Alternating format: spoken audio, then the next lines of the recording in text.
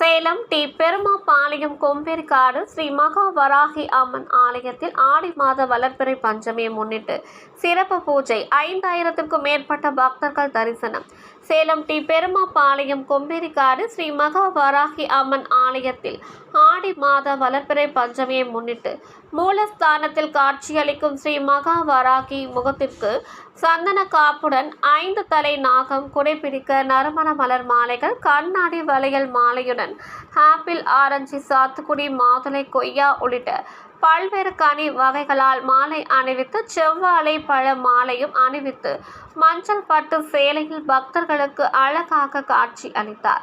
தொடர்ந்து ஆலயத்தில் தனி சன்னதி பெற்று வரும் ஸ்ரீ விஷ்ணு துர்க்கை அம்மன் நின்ற திருக்கோலத்தில் சிகப்பு பட்டு சேலை கட்டி முகத்திற்கு மஞ்சள் காப்புடன் கற்கள் பதித்த நகை கிரீடம், எலுமிச்சையுடன் நறுமண மலர் மாலை சூட்டி பக்தர்களுக்கு காட்சியளித்தார்.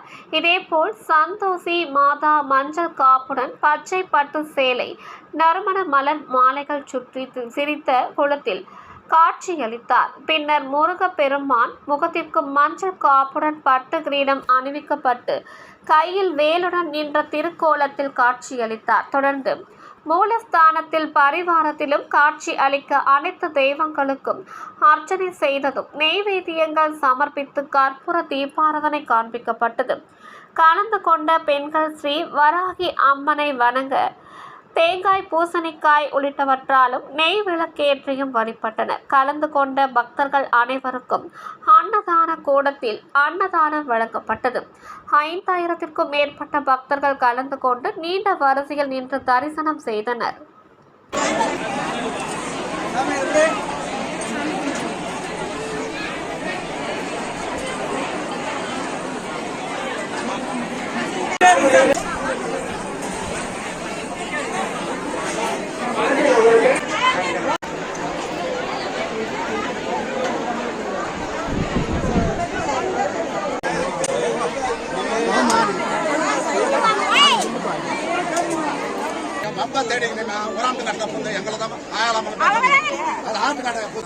Facebook, Instagram, YouTube.